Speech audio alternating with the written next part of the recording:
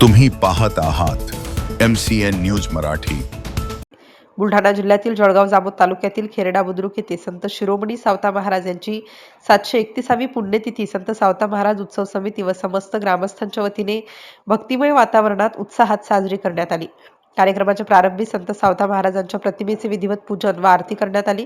यानंतर आयोजित भव्य भंडाऱ्यात महाप्रसादाचे वितरण करण्यात आले। गावातील नागरिक, महिला, युवक तसेच बालकांनी मोठ्या संख्येने सहभाग घेत महाप्रसादाचा लाभ घेतला।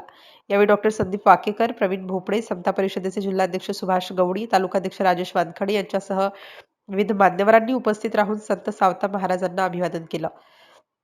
संत सावता महाराजांनी दिलेला भक्ती, कष्ट, प्रामाणिकपणा, समता व बंधुभावाचा संदेश समाजाला प्रेरणादायी असल्याचे उपस्थितांनी सांगितले। कार्यक्रमाच्या यशस्वीतेसाठी उत्सव समितीचे कार्यकर्ते, महिला मंडळ, समाजबांधव व ग्रामस्थांनी विशेष परिश्रम घेतले।